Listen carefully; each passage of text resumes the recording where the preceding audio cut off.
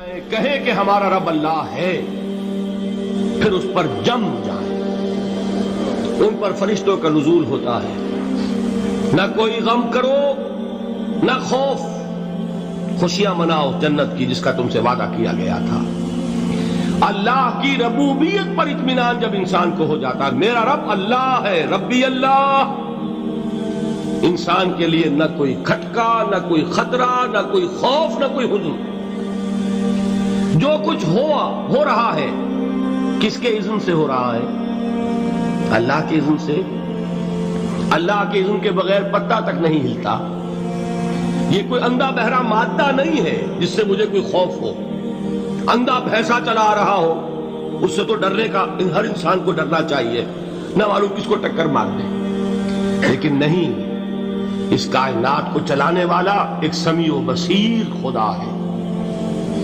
وہ جو میرا دوست ہے، میرا ولی ہے، اللہ ولی الذین آمنوا یخرجہم من الظلمات الی النور، اللہ اہل ایمان کا ولی ہے، ساتھی ہے، پشت پناہ ہے، مددگار ہے، حمایتی ہے۔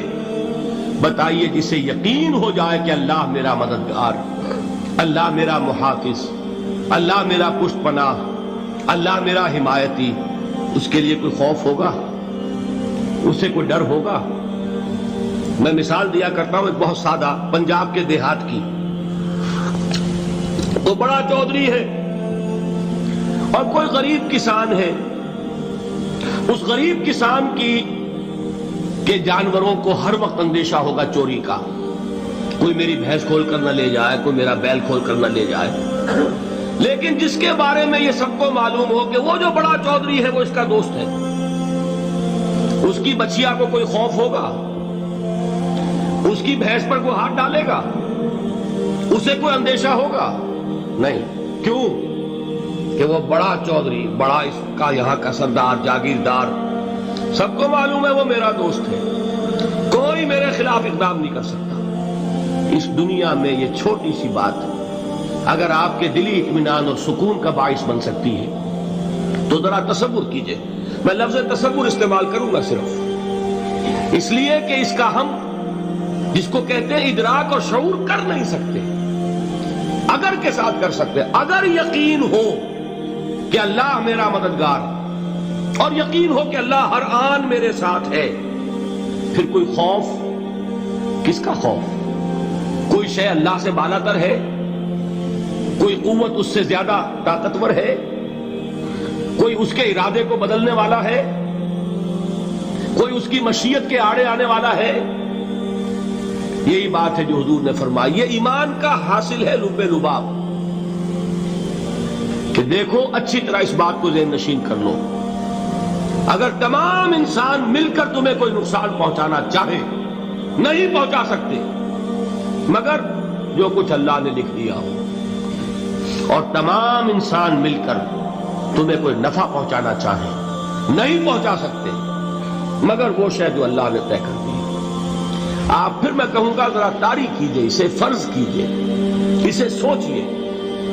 اگر اس حدیث پر ہمارا دل ٹھکا ہوا ہو تو کسی سے ڈر ہوگا؟ یہ مجھے نقصان نہ پہنچا دے، یہ میری رپورٹ خراب نہ کر دے، یہ میری انکریمنٹ نہ رکوا دے، یہ میرا یہ نہ بگاڑ دے، یہ میرا یہ نقصان نہ پہنچا دے۔ اس کا ڈر، اس کا ڈر، اس کا خوف، اس کی خوشامد، اس کے لیے جا کر طرح طرح سے اپنی عزت نفس کو ذلیل کروانا اس کے سامنے، یہ سب کچھ کیوں کرتا ہے انسان؟ جب سمجھتا ہے کہ اس کے ہاتھ میں میرا کوئی نفع ہے، اس کے ہاتھ میں میرے لیے کوئی ضرر ہے، یہ مجھے کوئی غضب پہنچا سکتا ہے، یہ مجھے کوئی نقصان پہنچا سکتا ہے، یہ میرا کوئی کام بنا سکتا ہے، یہ میری کوئی ضرورت پوری کر سکتا ہے، اسی کا نام شرک ہے۔ جہاں آپ نے یہ سمجھا کہ غیر اللہ کے اندر کوئی طاقت موجود ہے، وہی شرک ہے۔ بتوں سے تجھ کو امیدیں، خدا سے نومیدی، مجھے بتا تو صحیح اور کافری کیا ہے؟ شرک تو یہ ہے۔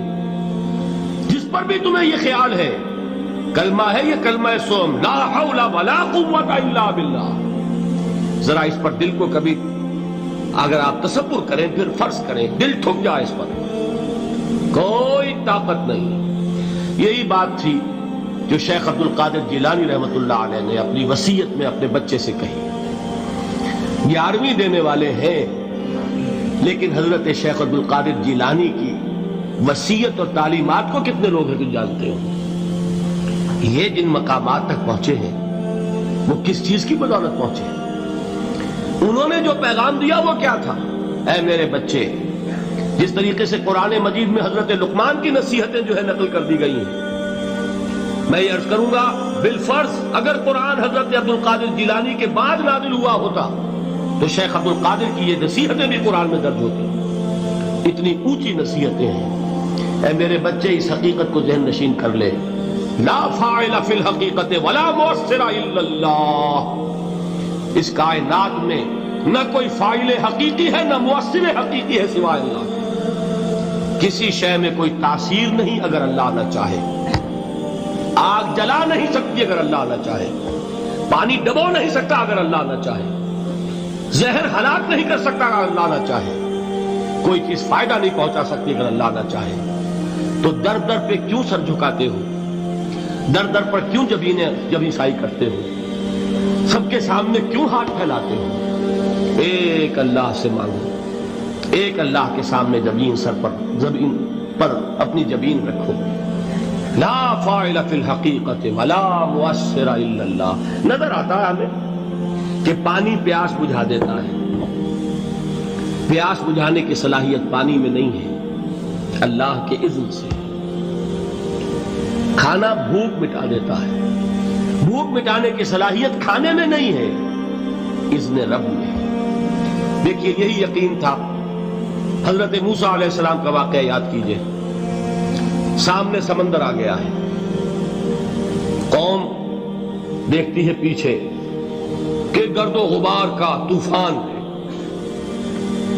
معلوم ہوا کہ فرعون اپنے لشکر سمیت آ گیا. لشکر جب چلتا تھا تیز رفتاری کے ساتھ تو گرد و غبار کا جو طوفان اٹھتا تھا اس کا تصور کیجیے. اور لمحہ بلمحہ وہ قریب آ رہا ہے. پوری قوم نے کیا کہا؟ اے موسیٰ انا لمدرکون.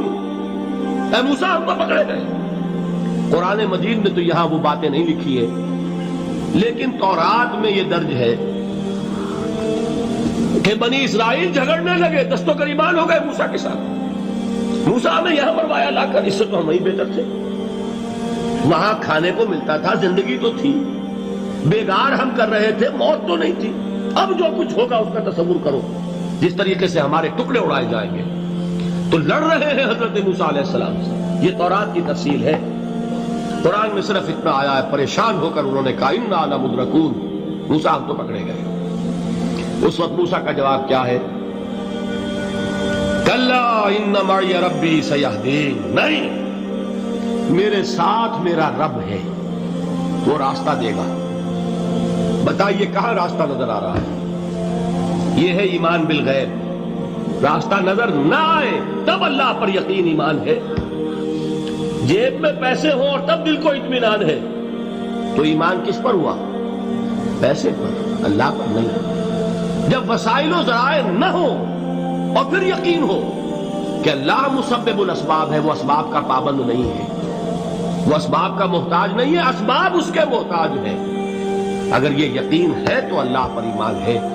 یہ نہیں ہے تو تمہارا ایمان اسباب پر ہے، وسائل پر ہے، ذرائع پر ہے، مادیات پر ہے، اللہ پر نہیں. اس وقت کہاں راستہ تھا؟ کوئی راستہ تھا؟ سمندر ہے اور ادھر سے لشکر آ گیا ہے. کلا ان معی ربی سیہدین.